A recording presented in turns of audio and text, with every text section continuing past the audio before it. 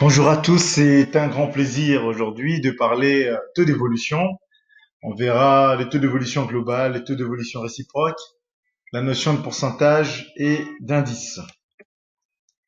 Donc, on va s'intéresser particulièrement au lien entre l'évolution et le pourcentage, puis viendra une réflexion sur les évolutions successives et l'évolution réciproque. Et on essaiera d'approcher cette notion de taux d'évolution moyen. Euh, et en ouverture, nous parlerons de l'élasticité prix euh, et enfin des indices. Donc voilà. Donc d'ailleurs, on parlera des indices avant l'élasticité. Donc sans plus tarder, on va démarrer par cette situation problème. Entre janvier 2012 et juillet 2012, le salaire minimum en France a augmenté de 2%. Ensuite, entre juillet 2012 et janvier 2013, il a augmenté de 0,3%.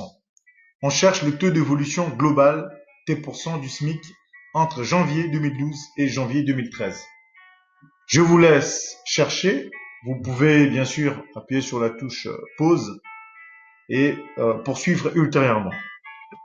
Donc la proposition ici, c'est déjà de comprendre qu'il y a évolution de T% entre une valeur initiale V0, qui est différent de 0 bien sûr, et une valeur finale V1, si V1 égale à V0, donc la valeur initiale, plus T sur 100 fois V0. Donc en fait, T%, c'est T sur 100 ici, de V0.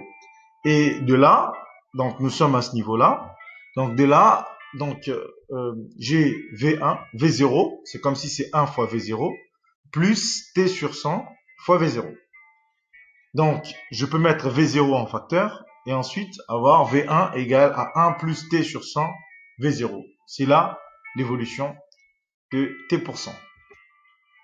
Donc, on a vérifié qu'il y a un même écoulement temporel, hein, donc de 6 mois ici, de janvier à juillet, comme de juillet à janvier. Donc de là, nous pouvons dire que V2, c'est égal à 1 plus T sur 100 fois V0. Donc, si le taux d'évolution d'une valeur V en 2012, janvier 2012, différent de 0, euh, donc disons que la quantité en question passe d'une valeur V 2012 en janvier à V 2012 en juillet, toujours sur cette même année, qu'est-ce qu'on aura ici? On aura simplement que V1, donc à T1%, hein, T1% égale à 2%, donc V1 égale à 1 plus T sur 100 fois V0.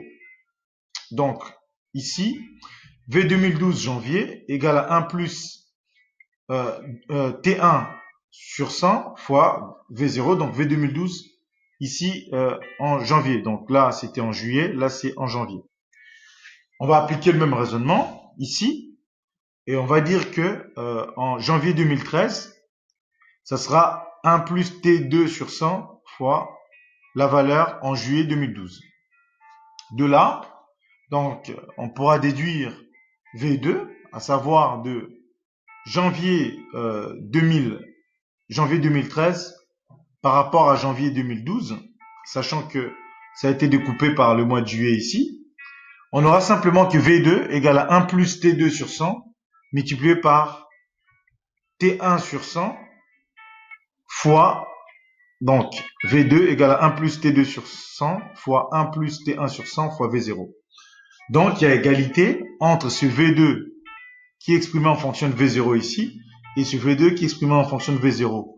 Par identification, cette quantité-là, c'est égal à cette quantité-là. Donc voilà, on a ici 1 plus T sur 100 égale à 1 plus T2 sur 100 fois 1 plus, attention, il y a une petite erreur, une petite faute de frappe ici, fois 1 plus T1 sur 100.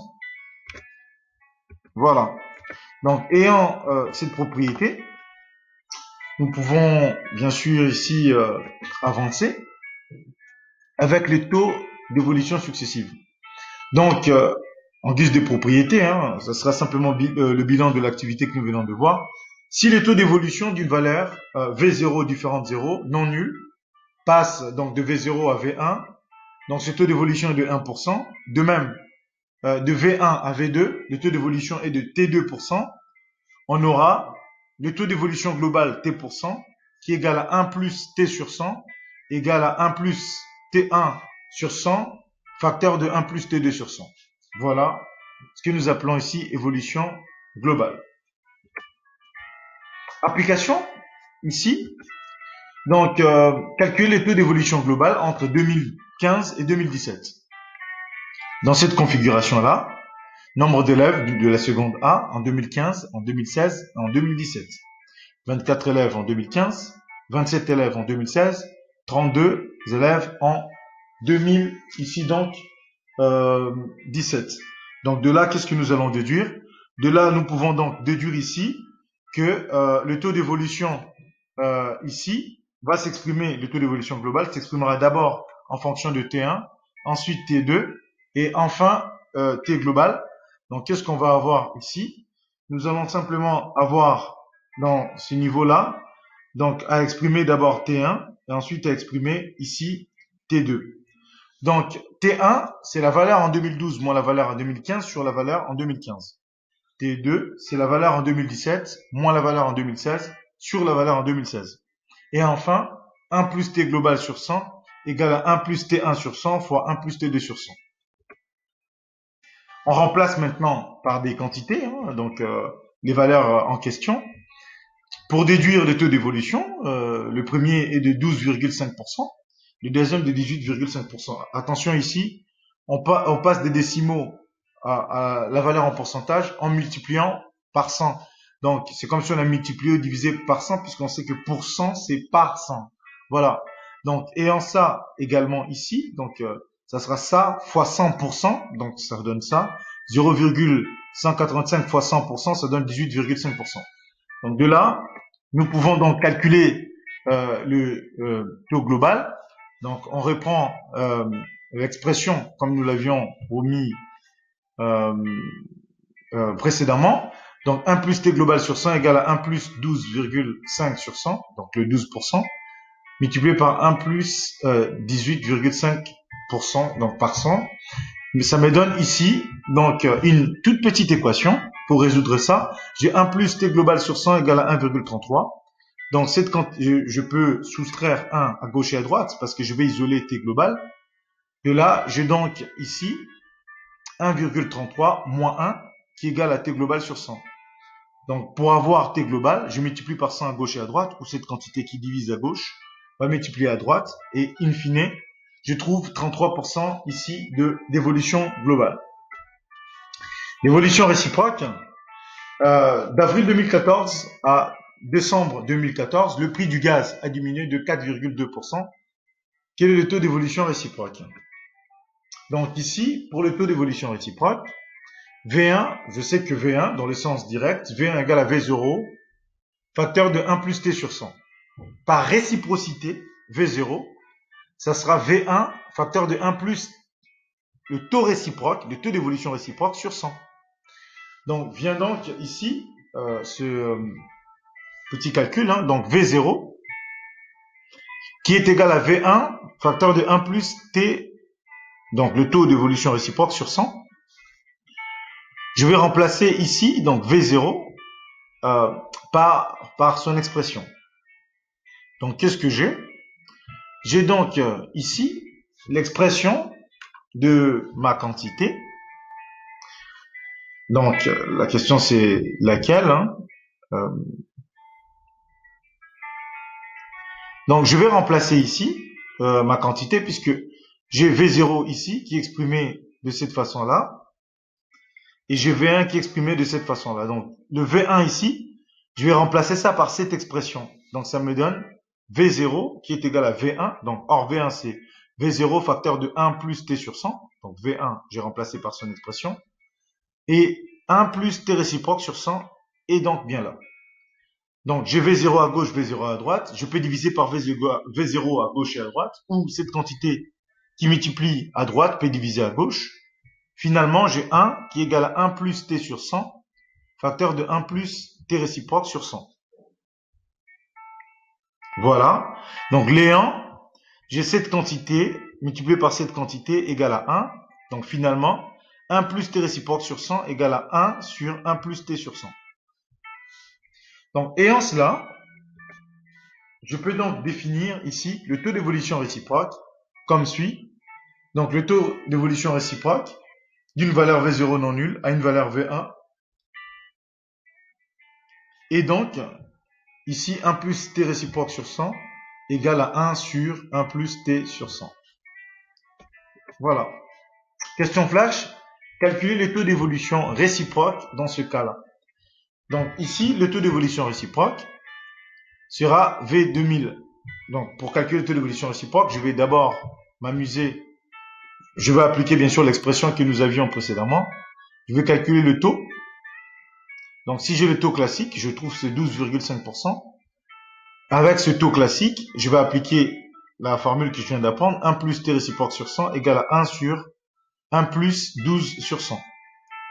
Et donc, cette quantité-là, en calculant, je trouve 0,889. Donc, je résous l'équation. 1 plus t réciproque sur 100 égale à ça. Donc, t réciproque sur 100, c'est ça, moins 1. Donc, t réciproque, c'est moins 0,111. Donc, c'est moins 11,1%. Pourquoi? Parce que j'ai multiplié, j'ai divisé par 100 ici. Donc, il s'agit d'une diminution de 11,1%. Voilà. Sinon, j'aurais pu directement ici faire, si j'ai les deux quantités, je peux directement passer par les calculs. Donc, en faisant V2015 moins V2016 sur V2016 et j'aurai normalement une quantité proche. Alors, vous aimez bien qu'on vous donne quand même des indices. On donne ci-dessous le prix annuel d'un kilogramme en France. Hein, le prix annuel ici est donné ici.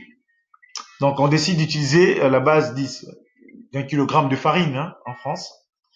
Donc ici, le prix moyen c'est 3,28 euros 28 centimes en 2008, 3 euros 35 centimes en 2009, 3 euros 39 centimes en 2010, 3 euros 39 centimes en 2011, 3 euros 43 en 2012. On a choisi l'indice en base 100 l'année 2008. On nous demande de compléter les colonnes ici. Vous m'excuserez la frappe. Donc ici, on me demande de compléter les colonnes des indices et arrondir au dixième. Donc je vais le faire. Comment? La question ici, c'est l'argument simplement de proportionnalité, à savoir l'utilisation du produit en croix. J'ai cette quantité, cette quantité, cette quantité, je cherche ça. Donc, je dirais que l'indice en 2008 est là. Ça, c'est la valeur en 2008. Ça, c'est la valeur en 2009. Ça, c'est l'indice en 2009. Donc, ça fois ça égale à ça fois ça. Voilà. Donc, l'indice en 2009 fois la valeur en 2008 égale l'indice, égale ici la valeur en 2009 fois l'indice en 2008. Donc, finalement, j'ai l'expression comme donnée ici. Vous pourriez faire pause et prendre le temps de regarder. Ce qui me donne, en remplaçant ici, cette expression-là, ça me donne la valeur de 102,13 en 2009. Également, donc si on me demande en 2010, donc je ne m'inquiète pas, j'applique aisément le produit en croix et j'aurai la même conclusion ici sur les prix. Donc soit V1 et V2, deux valeurs d'une même grandeur. Hein. Pour définir l'indice de base 100 de cette grandeur à V1, on associe donc à V1 la valeur I1 qui vaut 100. Ainsi, on peut utiliser le produit en croix comme suit I1 fois V2 égale à I2 fois V1 et pouvoir déduire l'indice ici. Donc, le taux de natalité pour 1000 habitants était de 18,70 en 1960 et 12,83 en 2010. L'indice en 2010 est donc, on reprend la quantité. Si on prend ça en base 100, donc je vais appliquer aisément le même calcul pour pouvoir déduire ici donc ma quantité et avoir ici mon indice.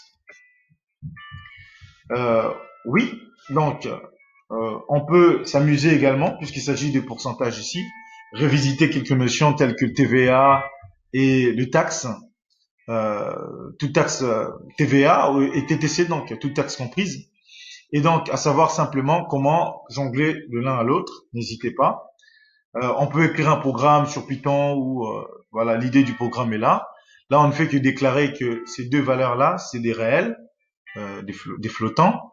Pour initialiser, bon, on donne le prix ici donc. Il faut saisir le prix de la valeur hors taxe et en traitement, on va lui appliquer cette quantité-là, donc multiplier le prix hors taxe fois euh, ce coefficient pour pouvoir avoir le prix toute taxe comprise et afficher la valeur TTC.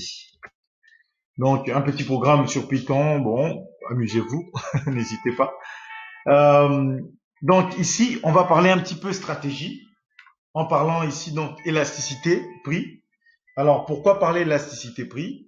Puisque parfois étant manager, commercial, chef d'entreprise, commerçant, vous aurez des choix à faire sur la demande, la fluctuation demande-prix, chiffre d'affaires. Donc pour ça, je vais vous proposer cette activité. Donc à l'occasion de la fête du cinéma, ici donc ce directeur va avoir à faire quelques choix sur les prix. Donc il se demande, il peut baisser s'il baisser les prix, est-ce qu'il aura plus de clients? Et il aurait fallu qu'il fasse un calcul en amont. Bah, il n'a pas fait ses calculs, à mon avis, parce que il connaissait pas l'élasticité prix. Bon, vous maintenant vous savez, donc vous pourriez quand même ici être beaucoup plus fort hein, dans ce que vous prévoyez et essayer de faire des calculs pour pouvoir éviter d'être déficitaire. Donc ici, le directeur d'une salle de cinéma décide de baisser le prix du ticket pendant une semaine et a constaté une augmentation de la fréquentation. Donc on constate ici que la première semaine il y avait 1352 places vendues et la deuxième semaine 1500. Voilà. Donc au premier abord, tout va bien. Il a baissé le prix de 2 euros. Il a 1500. Voilà. Calculer la valeur de l'élasticité prix de la demande. Ensuite, faire la même chose en termes de chiffre d'affaires. Expliquer. Ensuite, on nous dit qu'en général, la demande diminue lorsque le prix augmente. Que peut-on déduire pour le signe de E dans ce cas? Dans le cas de la vente de certains produits de luxe, on observe parfois un phénomène particulier. Vous voyez que la demande peut augmenter lorsque le prix augmente. Hein. Regardez les smartphones qui coûtent suffisamment cher. Plus ça coûte cher, drôlement, les gens veulent l'acheter. Voilà, ça c'est un cas particulier, mais ça n'arrive pas pour tous les produits. Donc restons très prudents et évaluons ici grâce aux paramètres que nous avons, aux variables que nous pouvons ici donc approcher, calculer. Donc l'élasticité ici se donne sous cette relation-là. Donc la demande de 1 moins la demande initiale sur la demande initiale sur le prix suivant moins le prix initial sur le prix initial. Donc pour cela, donc on va remplacer les quantités. Donc après avoir remplacé ici, nous pouvons donc approcher l'élasticité. Donc on constate que le prix baisse ici. Donc ici on a constaté que le prix baisse et le nombre de places a augmenté. Donc l'opposition des deux phénomènes, l'un baisse, l'autre augmente, nous donne cette élasticité-là qui est plutôt négative. On va faire la même chose. Ici, c'était en fonction de la demande-prix. Ici, c'est chiffre d'affaires prix. Sur les chiffres d'affaires, on constate que le prix va baisser, les chiffres d'affaires baissent. Donc là, ça montre le mauvais choix en fait du directeur, ici en termes de chiffre d'affaires. Et on voit ici donc l'élasticité qui est plutôt positive puisque les deux phénomènes sont corrélés bien sûr avec un coefficient directeur positif qui n'est rien d'autre que l'élasticité. Donc comprendre un petit peu ici quelques cas. Donc que la demande, quand le prix augmente, la demande augmente, la pente est positive, donc l'élasticité est positive. La demande, le prix augmente, la demande stagne. On parle de inélasticité, donc c'est insensible au prix. La demande baisse, alors que le prix a augmenté. Là, il y a négativité. Donc j'augmente le prix, la demande baisse. A priori, c'est un phénomène plutôt attendu, c'est pas inattendu ici. Que le prix baisse alors que la demande augmente. Oui, donc la demande augmente, le prix je baisse le prix, la demande augmente, c'est pas inattendu non plus. On attendait ça. Le prix baisse, la demande baisse. Ah, ça, il faut quand même se poser des questions. Est-ce qu'il n'y a pas d'autres phénomènes extérieurs qui viennent ici influencer notre étude? Donc, c'est quand même très important de comprendre ces phénomènes et de tenter aussi d'approcher ces phénomènes graphiquement. Alors, graphiquement, ça peut s'approcher grâce à des courbes. Hein. Donc, ici, on constate ici quand il y a une élasticité, voilà. Ici, la demande est en train de varier, mais la demande ici, donc le prix peut varier, mais la demande ne bouge pas. Voilà, ça reste à 2. À ce niveau-là, le prix augmente, voilà, et la demande augmente. On a plutôt une pente comme ça qui est ascendante, et là, on a une pente descendante. Voilà, principalement. Je vous souhaite une excellente soirée. Je vous dis à très bientôt. Donc, vous voyez, avec ici notre élasticité hein, en cas d'augmentation ici et de baisse. Donc, on a ici l'élasticité. À très vite. Je vous souhaite une excellente soirée et à très bientôt.